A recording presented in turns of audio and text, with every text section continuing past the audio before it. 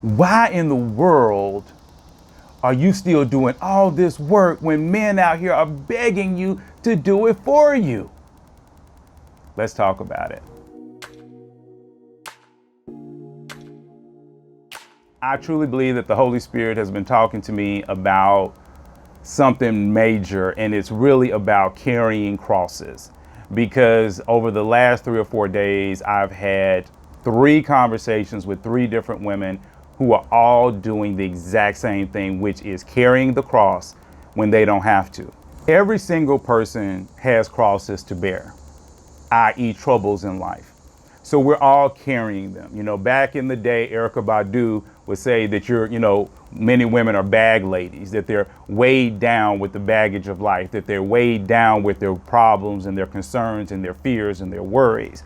In the Christian community, we just call those crosses. You know, those are your burdens. Those are your crosses. So if you're in a relationship that is lined up with God, what is supposed to happen is that you're supposed to have Christ at the very head, and then you're supposed to have man under Christ, and then you're supposed to have woman under man, and then you're supposed to have children under the woman.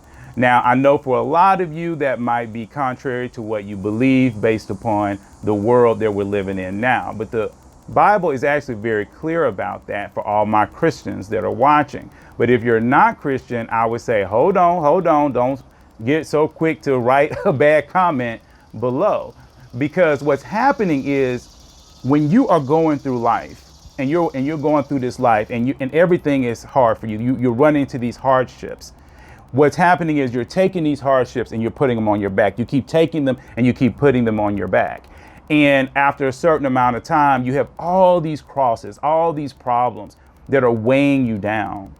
And as they weigh you down, you're not able to see clearly all the things that you want to do. You're not able to find yourself because of the weight of these things. So these things could be the fact that you have children and you don't have a man to help you with those children. It could be the fact that you have bills and you don't have a man to help you with these bills. It could just be the fact that you want companionship and you don't have a person to help you with that companionship.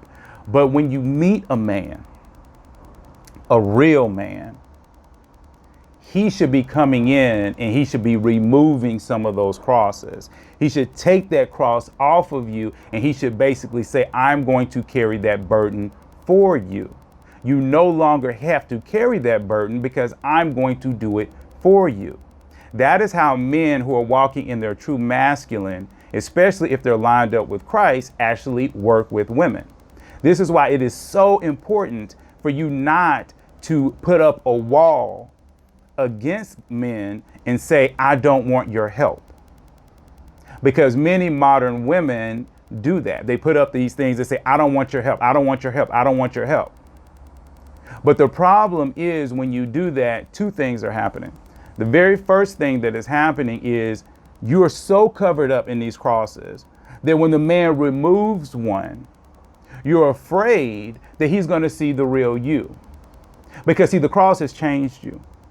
It has now buckled your knees. It has now weakened your back. And now you have to come back into strength. You have to come back from being down. You have to now come up. And as you're coming up, that's a process. That's a process of trust. Now you have to trust this guy to continue to hold that cross. Because in the back of your mind, you're thinking, what if he decides to give that cross back? What if he decides he doesn't want me anymore? What if tomorrow I wake up and I have this cross again? Should I learn to arch my back when I'm just going to be pushed back down again? So a man, a real man, is going to come in and he's going to try to remove those burdens because those burdens were never meant for you to bear. And the second part is that this man is going to want to use me for sex. Okay. And I get it, ladies. I truly do. I understand. But the news flash is simple. Any guy who thinks you're attractive wants to have sex with you. That's it. Let's not play this game. Let's get it on out in our spirit. It doesn't matter if he does one thing for you, if he fixes your car, if he cuts your grass, if he paints your house, or if he just simply sits on your couch and watches your television while you're gone to work. No matter which one he is doing or not doing, he wants to have sex with you. Learn and be okay with men working for it. Because at the end of the day, and we're trying to be honest so we can get to where we need to so people can find relationships and get married and be healthy, is that many of you, 99.9% of you, want to have sex with him too. All right? If you're hanging out with him, if you think he's attractive, you want to have sex with him too. Even though this is a Christian channel, I don't like playing the game that women don't like sex, because they do. Otherwise, there would be no children on this earth. Because from what I hear and try to understand, childbirth is extremely painful. Women keep having sex. So it must feel real good in order to take on that burden. So we need to understand that, ladies, allow the man to take the cross. If he is not taking the cross, 9 times out of 10, that is not the man you want. That is when you want to run.